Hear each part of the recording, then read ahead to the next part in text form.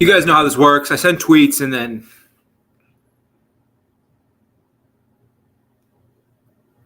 in messages, I got to edit it.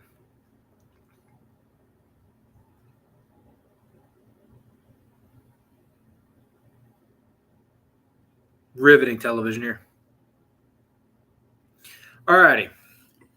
Welcome to the voice of college football, Missouri Tigers. Missouri Tigers Live. What is my hair doing? Oh, Lordy. Missouri Tigers Live. My name is Zach Remilius here as always, like I am every Monday night, people. 39 episodes. That's kind of crazy to me. That's nuts. I didn't think I had my co-host, Ollie the cat, here. I didn't know he was there. So, I want to thank Mark again, bringing me on for being able to do Missouri Tigers football. We are here every Monday. We are here every post-game. We'll be here for post-game Louisiana at 3 o'clock on SEC Network, I think. But we're here. We're live. We're going to continue doing this throughout the season. Tonight's show, we're going to finish wrapping up the KU game. I don't know if any of you watched the show live on Monday, but I was a little jumpy. I was a little jittery. I was excited, obviously. So now that I've kind of calmed down, it's been a couple days since the big win over your rival. We'll settle in. We'll have some talking points, and then we'll get into Louisiana a little bit. I've already done a whole episode on Louisiana. I'm not too worried about previewing too much. I'm just kind of more like what I want to see from the Tigers. And then we'll talk about some other news and notes around the conference, other news and notes around college football, and then we'll wrap it up and let you guys go watch Monday Night Football between the Bears and the Vikings. I definitely have it on. I want to see Luther Burden's NFL debut. So if you see me peeking up, that's what I'm looking at. If the Bears are on offense, and I'm like, oh, is there Luther? Okay. So I do apologize. Armin Membu looked really good yesterday. So apparently I didn't watch a lot of NFL yesterday, unfortunately. I've told people close to me I can only take one day a week off for football, and that's going to be Saturdays. So sorry. Anyway, so wrapping up on KU. It's important to beat your rivals. I'm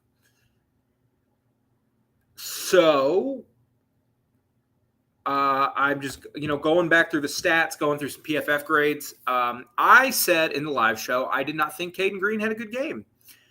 According to PFF, pretty damn good game.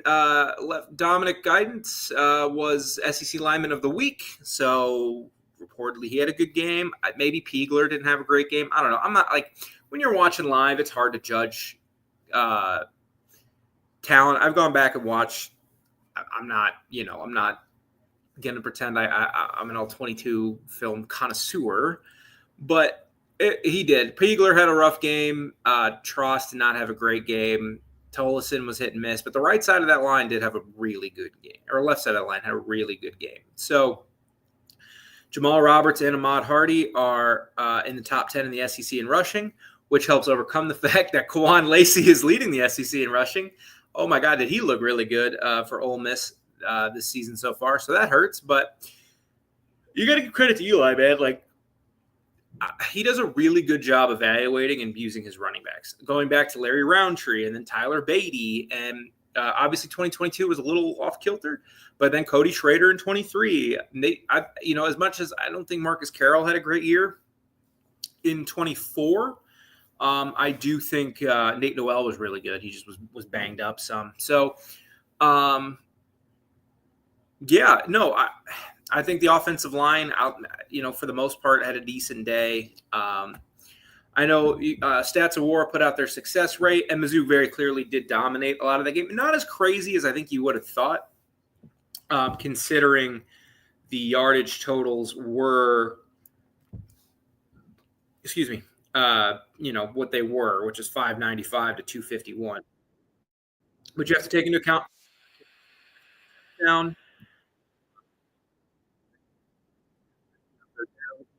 And success rate, Mizzou did convert at the end a lot of 4th and 7s, but that means he didn't. If it's 4th and 7, that means you didn't have a successful first down, you didn't have a successful second down, and probably not a successful third down. So They were in 3rd and 17 at one point. They clearly were the better team. Now, a lot of people don't. I like success rate. Now, it's not the end all be all. And of course, you see things like Boston College, Michigan State, where on a down per down basis, Michigan State did, or not Michigan State, Boston College dominated that game by success rate measures, but Michigan State was able to win. It's not perfect, but I believe taking out explosives and like defensive touchdowns and being able to just say on a down per down basis kind of how your team played, I think is a really useful tool. And Mizzou outplayed Kansas pretty healthily on Saturday. So that's a good sign. I said all offseason they should, and they probably would, and they did. I didn't think they put up 42.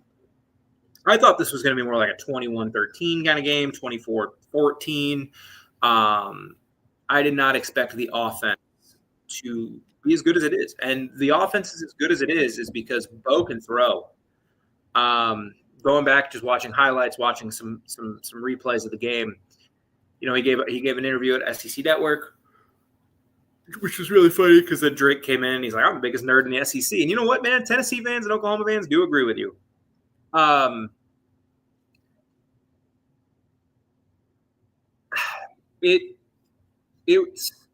He's making throws that Brady Cook could not make.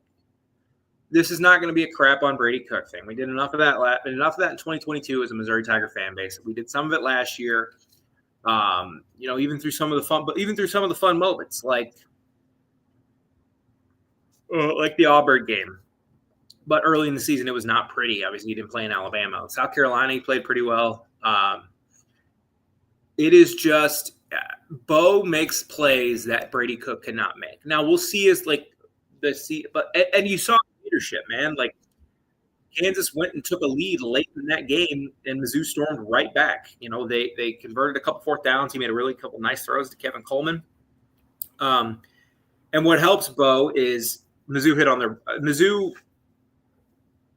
Jacob Peeler's a really good wide receivers coach, but Mizzou did a really nice job in the portal and developing their own guys. And they've had talented guys. Josh Manning showed flashes last year. Ultimately wasn't consistent enough, and then he just couldn't get enough snaps. And he only went 2 for 17, but you see it. Like you can see where he's going to be a reliable target. The freshman, man, that one-handed catch was crazy, and he's going to be so good. He's going to be so good, and he's a Missouri Tiger for 2 more years. Daniel Blood got in on the action. Marquise Johnson was kind of limited in the explosive game, but the threat of him, I think, is what opened things up for Kevin Coleman, for Brett Norfleet, to kind of work the middle of the field. And here's the crazier thing is Mizzou was working the middle of the field. We haven't always seen that. And Kirby Moore is at his best. I don't know what it was last year because you saw a lot in 2023, a lot of slants going 70 yards for a touchdown. You didn't see it as much last year. It was a lot of hitch, a lot of spacing concepts, a lot of quick stuff, and nothing really explosive, even in the Yak game. Part of that's Brady, part of that was the scheme. But no, Kirby Moore has when teams want to take away Marquise Johnson, because you have to, you can't allow 50-yard plays over the top. It opens things up, and Kevin Coleman's right there to make it work. Brett Norfleet probably had his best game as a Missouri Tiger. I mean, if we're just being honest, I thought Brett was incredible. Still not great as a blocker, but I look, man, get in the slot and make some catches. So before the season, I thought Kevin Coleman was going to be good. I think he's better than I thought he was going to be through 2 weeks. Again, we still have 10 games of this and 3 more games. 2 more games that you should definitely get murdered, should win by KO. And a third you probably should at home, but we'll talk about Mississippi State later. And you needed 2 other guys to emerge. I think Brett Norfleet has emerged as a receiving target, as a top 3 receiving target. And I think Marquise Johnson has. So now it's up. And Marquise Johnson, I know the stats weren't great, but he's making an impact because you have to pull a safety back because you cannot let him beat your corner over the top. So now guys like Daniel Blood, Donovan, Xavier Lloyd, the running backs, have more opportunity to work. And And we'll see. It was nice to see Xavier Lloyd get on the board with a catch. He's going to make a big catch this year at some point. I promise you. But no, I thought the Missouri offense and Bo and the passing game just looked in sync. I think it looks really good, and that's really encouraging. Because I was nervous. I thought Bo was going to be the starter all offseason, but I was nervous that if he wasn't good at throwing the ball and they had to rely on him running, I still thought they'd beat Kansas. I thought it was going to be like a 24-14 kind of game in the preseason. I still think you would have won the other 4 games, and then we would have I still had him at 8-4. But if Bo can elevate, man, the defense kind of gets to where we all think it can be, this could be a really, really fun season at Mizzou. Of course, that depends on the other teams you play, but because I think some teams in Mizzou's schedule look better, and I think some teams look worse. So, but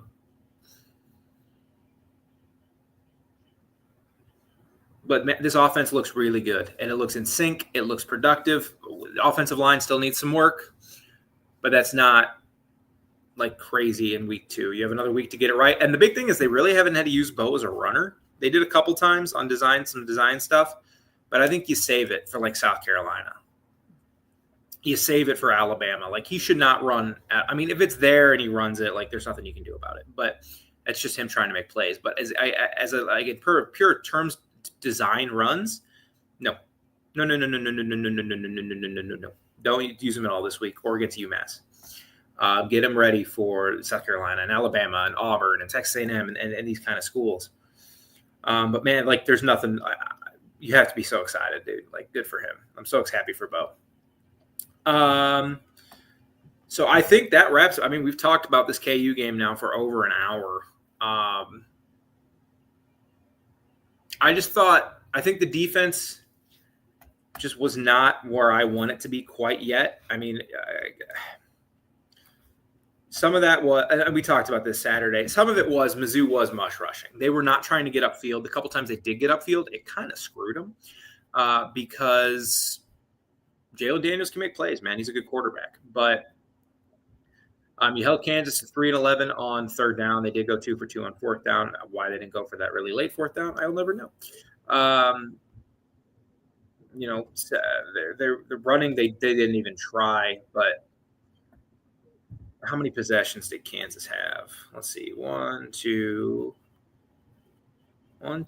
3, 4, 5, 6, 7, 8, 9, 10. So what? They scored 3 touchdowns and a field goal on 10 drives. Yeah, that'll play. That'll play for if you're a Mizzou fan. How many 3-and-outs did you force? You forced 1 3-and-out, 2 3-and-outs, 3 3-and-outs, 4 3-and-outs, and then the pick. So you forced 4 3. Like, I was a little critical of the defense on Saturday. It was better than I thought going back, but I still want to see. I think this Mizzou defense has a chance to be a top-notch, like a top 10 to 15 defense in the country, and it just hasn't been that. It wasn't that. Showed that on Saturday, and it's going to need to be. The defense is going to have to win this team a game at some point. I don't know if it's going to be Vanderbilt. I don't know if it's going to be Auburn. I don't know if it's going to be Oklahoma or Arkansas. I don't know. But this defense does need to win them a game, and it's going to have to come from the guys that you brought in the portal over the last couple of years: Trotter, Smith, Wilson, whose name I didn't hear at all on Saturday, McClellan, like these Pride, like these guys just. Catalan did not have a great game Saturday, and I don't think any of the safeties really had a great game. They're just going to have to win a game at some point, and we'll see. The other thing, and one more thing I want to talk about before we get into Louisiana, and Tom Fornelli, who I really enjoy. I think if you've listened to the show at all, I enjoy the Cover 3 podcast. I enjoy the Cover 3. I enjoy Solid Verbal. Like, subscribe, listen to the Voice of College Football. There's a lot of amazing people here that work really, really hard. Mark does an incredible job, but you're naive to think that there are not other outlets out there. And I enjoy Cover 3. I enjoy Voice of College Football. I enjoy Solid Verbal. I enjoy all these places. But Tom Fornelli kind of was like a Mizzou, not hater, man. He liked to play it up a little bit, but he's like, look, they've lost everything on offense. I think the run game will be pretty good, but we don't know. And he brought this up because Mizzou's now ranked in the top 25 or 25th. They were not ranked in the coaches poll, and he's like, why is Mizzou 25th, man? And Mizzou fans I don't know if we really appreciate that. Between 2015 and 2022, so those 8 seasons? What was the best season? Was it 2018? Probably was 2018, where they pooped themselves against South Carolina and Kentucky to just blow, winning 10 games. Should have won 10 games. You go 8-4, and then you lose a bowl game. Other than that, 5-7, 4-8, 7-6, and even in that 7-6 year in 2017, they didn't really beat anybody worth a damn. And then you go 8-5, and then 6-6. 5-5 in COVID, 6-7, 6-7. In Mizzou's last 28 games, they're 23-5. That's a top 5 winning percentage over the last 2 seasons. Now, I will grant, I know Arkansas fans and some other fans will complain. I will grant the schedule has not been the toughest. No one is denying that. But it is still playing SEC teams. It is still playing one Power 5 or Power 4 conference opponent. They played Boston College. They played Kansas. And I think Kansas is going to be pretty decent. If it wasn't Kansas, man, I'd be rooting for them. If they had played BYU in that game, I'd be like, man, if BYU goes 8-4 or 9-3, that'd be really, really good for Mizzou if they can accomplish what the optimists, and I think realistic optimists, can do, which is make the playoff. I'm not predicting it still at this point. I still have them 8-4, 9-3. I'm not going to wildly change my expectations because they won a game that I thought they would win.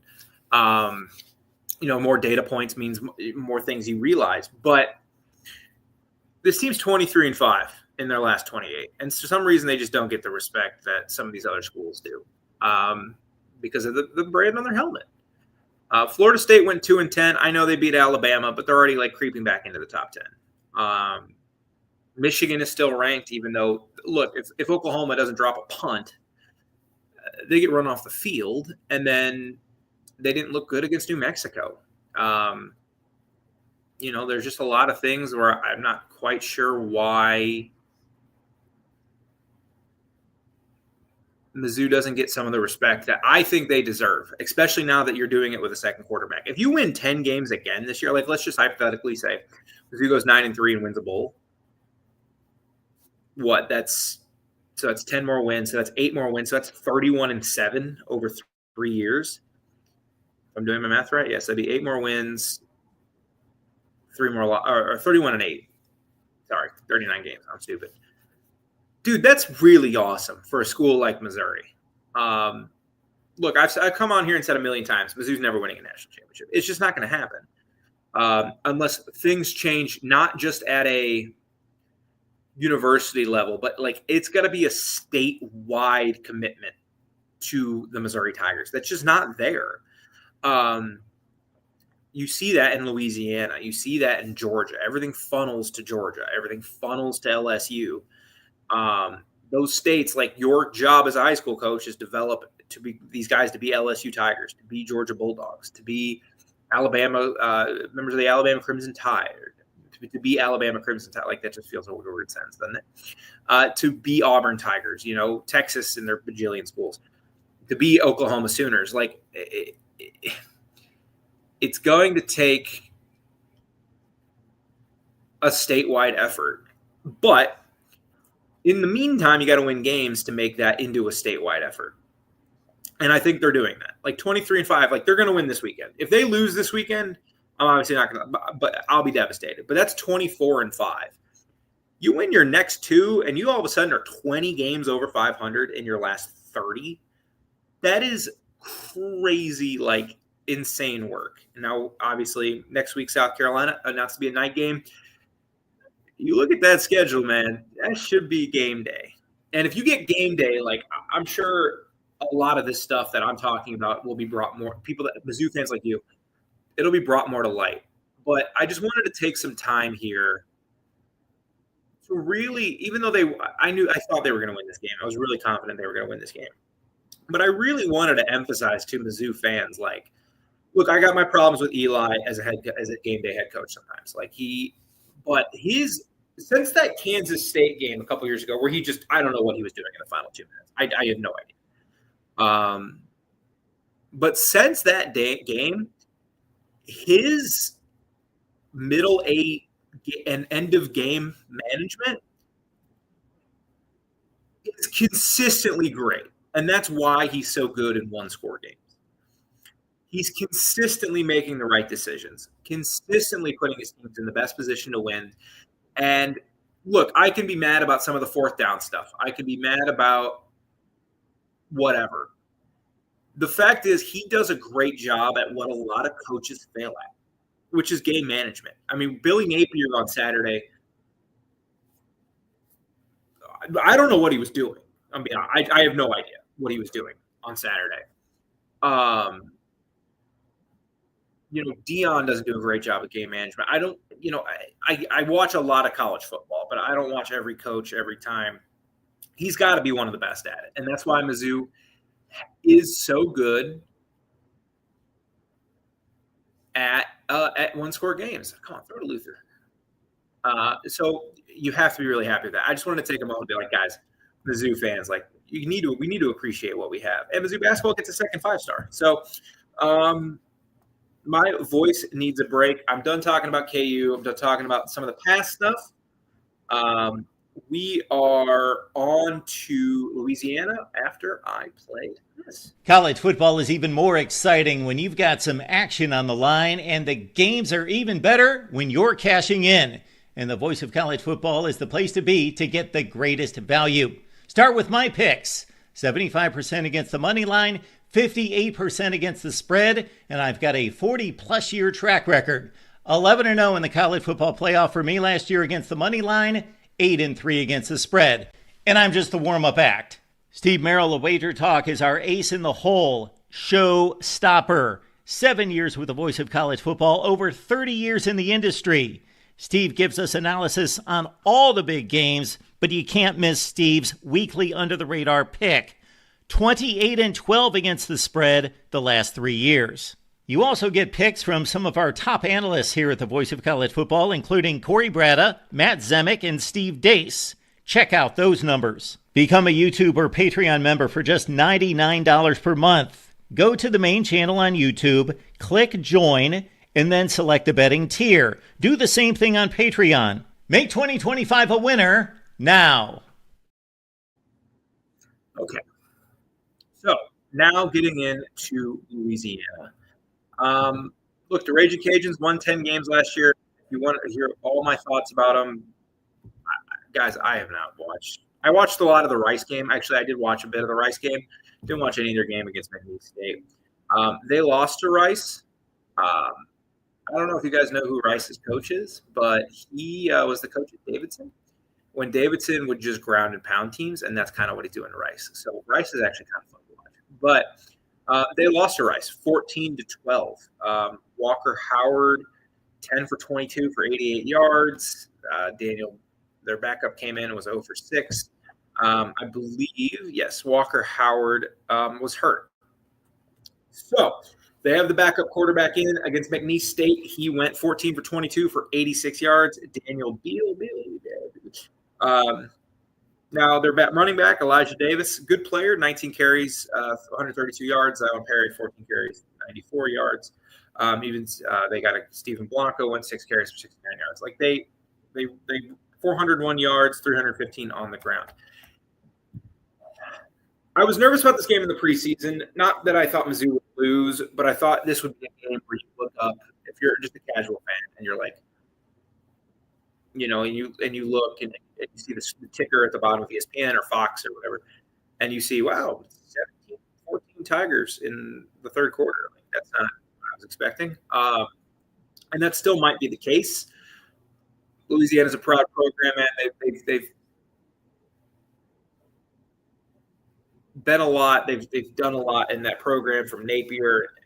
So I'm curious. And I'm like, look, it's in between Kansas. It's going to be a huge game, obviously, and then South Carolina.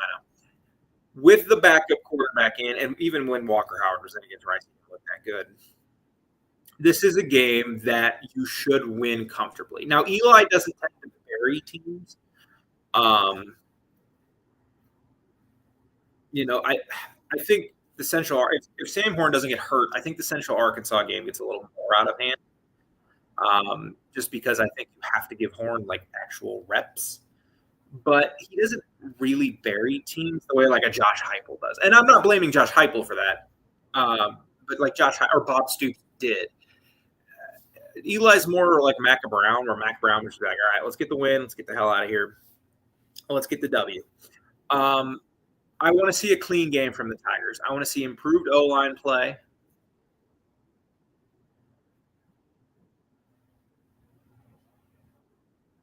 Who was that? Oh, it was a Dunze.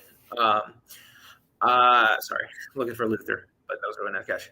I want to see a cleaner game from the offensive line. I want to see Hardy and Jamal Roberts dominate. Forrest Jones got hurt. I didn't see an update anywhere. Power Zoo, Rocket Nation, any beat writer. So that was kind of disappointing. But I would like to see more carries from Marquise Davis. I would like to see some more reps for the other freshman receivers, Sean Terry, Demarion Folds. I don't want to see Bo run the ball at all. And again, kind of like Central Arkansas, I respect Louisiana as a program. I just don't think they're that good this year. You should win this game handily, and you should Matt Zoller should be playing some of the fourth quarter. Now, this isn't an FCS team, guys. Like, you're not going to go score 61. But this should be like a 42-10, 38-13 kind of win. If Louisiana gets into the 20s on you, it's time to raise alarm bells about this defense. Now, again, that's with content, like if it's like a kickoff return or something, something goofy happens. But if the Louisiana offense puts up 20, I think you have to start sounding some alarm bells about this defense. I don't think that's going to happen. Even last year, Corey Batum did a pretty good job against teams like this.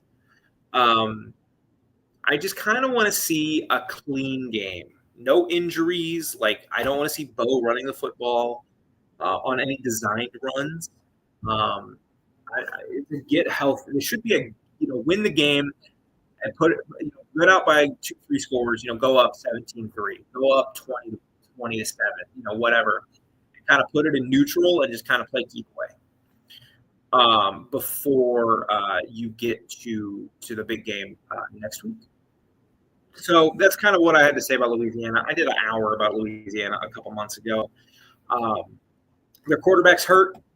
They didn't exactly light it up against McNeese State. It was 17-10 going into the fourth quarter. They got a couple. They hit an explosive run play. They did outgain McNeese 401 to 238. How many yards did they hold Rice to? Caleb Dance is still way too much, but he's going to run that in.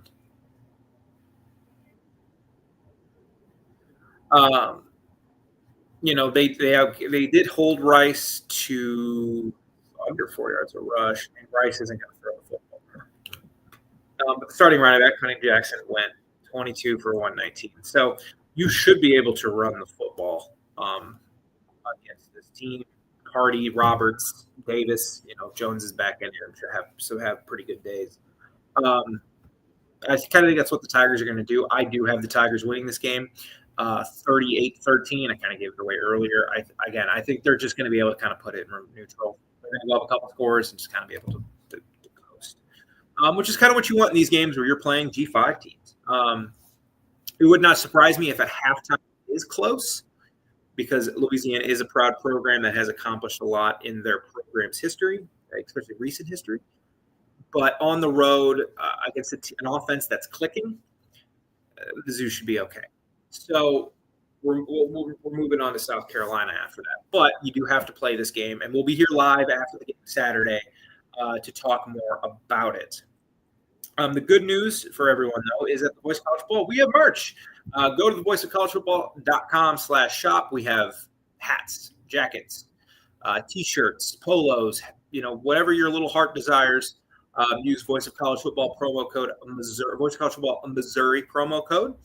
I've been doing this this is year 5 of me doing this. I did Alabama for 3.5 years. I've been doing Mizzou now for a year and a half. It's super exciting, super fun. Thank you guys for people who do watch. I know some of you watch later, some of you watch live, and that's awesome. We have merch, man. Like, it's super cool to see how far this place has grown. Oh my God. Over the last, since even I started. Okay, so this is Missouri Tigers Live.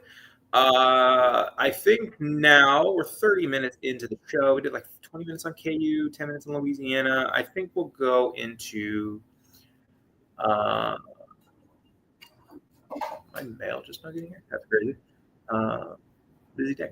We'll get into the SEC. So the first thing I want to talk about in the SEC, and this does tie to Mizzou a little bit. If Mizzou has a successful season, Eli's going to be a candidate for some jobs. Now, how many jobs that will open that he would take, I'm not sure. Florida might be one of them. That was embarrassing. I think USF's a good team. They're obviously, I think, the clear favorite now to make the playoff from the G5. I was really high on them last year. They compete. I don't know if you guys remember this. When they played Bama at Alabama last year, they competed really hard. And if Bowen Byram makes a couple throws, that's a game. It was a game for the most part. USF kind of Alabama kind of started their will towards the end.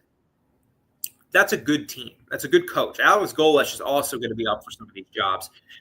I wouldn't be shocked if Alex Golesh is the next coach of like Kentucky or Florida, or Auburn's season goes off the rails, which I don't think it will. I think they're kind of showing they're probably pretty decent.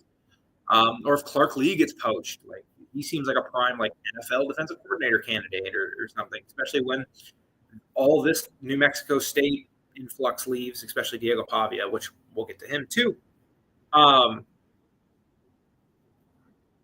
Eli will be a candidate in Florida. I think there'll be a few guys. I think Jeff Fish will be a candidate. I think Alex Golesh will be a candidate. Glenn Schumann will be a candidate. But that was embarrassing for Florida. Like they had a lot of expectations coming into the season. They just did. And DJ Lagway is really, really good. He's really, really talented. That just can't happen. Like your next 3 games now, they play LSU on the road, Miami on the road, and then they get Texas, and they still have to play Georgia. They still have to play Ole Miss. They still have to play Tennessee. They still have to play Florida State. Like there's a very real chance Florida's 1-4 going into College Station. And still, and if you lose that, you're 1-5. You still have Georgia. You still have Tennessee. You still have Ole Miss. You still have Florida State. Like, it's a brutal schedule. That's just not a game you can lose, man. Like, it's just not a game you can lose. Now, maybe they turn it around. Maybe it is a look ahead spot. Like you're staring at the rest of that schedule, and so maybe they turn it around and they do manage to win 8 games. And if they get to 9, like there's a chance maybe they still make the playoff, especially if USF does what it should do, which is lose to Miami and just don't cork one in the AC and you're gonna make the playoff. But man, like that's just not a loss that can happen, and especially with the way it happened with some of the game management in that last drive before USF went down the field and scored aided by penalties, like inexcusable. What else happened Saturday in the SEC? Vanderbilt. Explain this to me, and this has been brought up by a couple people. So South Carolina, much like Mizzou last year, was the darling of the offseason. Mizzou was the darling of the offseason going into 24. Like, oh my God, they got Brady Cook coming back, and all these offensive linemen, and great defense, and Luther Burden. South Carolina got that treatment this year. As they should. They had a really nice year. Lenore Sellers is a Heisman favorite. What I don't understand is why don't things change? They struggled against Virginia Tech. They did not look good against South Carolina State. I watched some of that game, not a ton. I did have it on a little bit of a watch. They returned 2 punts for a touchdown, We'll see. We'll know more about South Carolina soon because my argument would be why are they ranked so highly and Vanderbilt not ranked? Vanderbilt went into Lane Stadium, which Kirk Herbstreit, I don't know, famously, but basically just said that program is just a cool entrance now. And he's not wrong. That program is a disaster. They're far gone from the Tyrod Taylor and even like Sean Glennon and those kind of games. But Vanderbilt went in there, and look, Vanderbilt's good. That's a good team. It's definitely a game Mizzou can lose. I've never penciled that game as a win. I've always had it as like you should win it, but Vanderbilt is a good team. And Diego Pavia he's him, man. Like he just has that he just has cojones, bro. I love Diego Pavia. He can be a little much sometimes. I understand that, but I just love his energy. I love his attitude. Other SEC news and notes. Big win for Oklahoma against Michigan. My only thing with Oklahoma is I'm nervous how many hits John Mateer is taking. They have Temple this week. Like my hope would be they won't because he needs reps because he hasn't been around. But there's an argument to do with him at some point what Georgia Tech just did with Haynes King, and they sat him this week. He didn't play because they're like, all right, we got Clemson this week. Like we need Haynes King at 100%.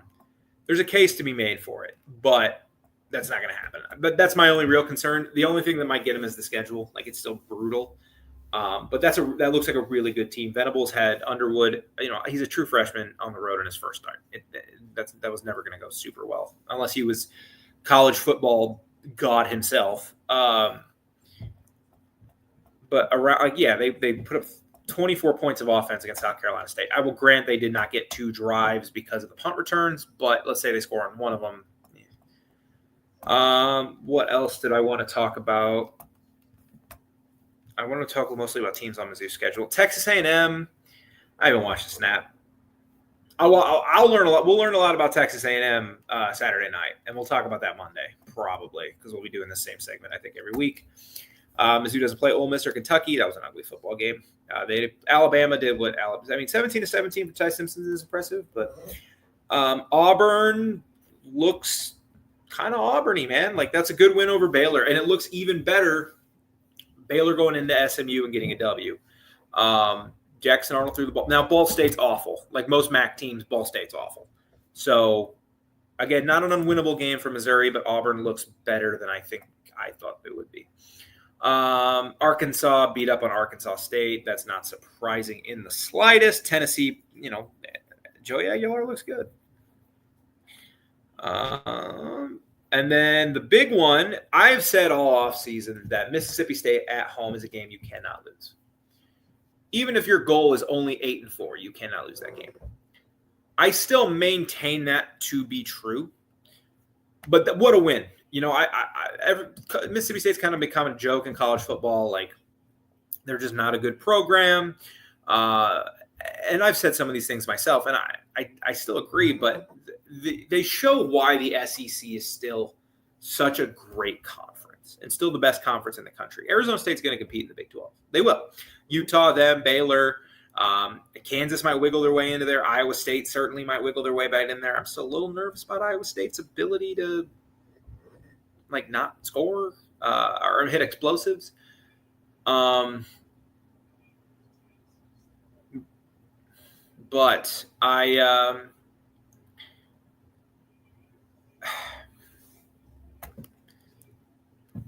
not entirely sorry. We're talking about Mississippi State, but excellent win for Coach Levy and that program. Blake Shapen was great, throwing 3 touchdowns.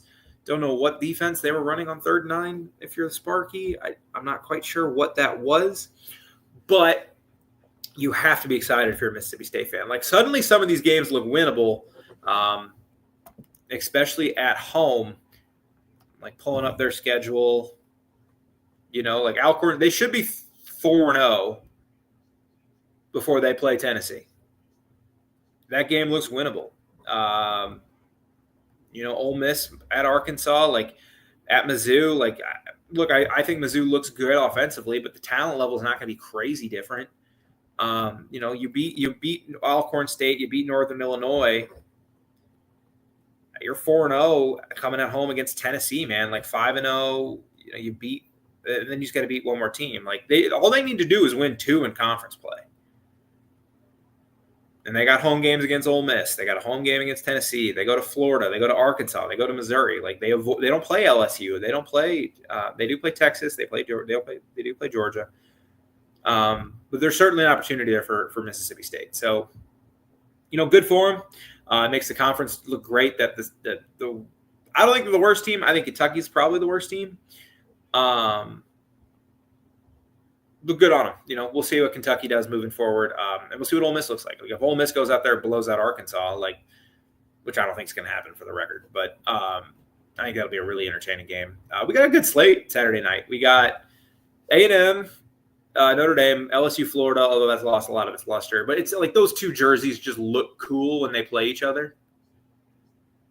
You know what I mean? Like, it's just a cool jersey game. It's like USC, UCLA. Like, it might not be a great game, but it looks cool. We got South Carolina, Vanderbilt's gonna be super fun. Like, I'll have all 4 screens in action. Once we're done here, breaking down the Louisiana game.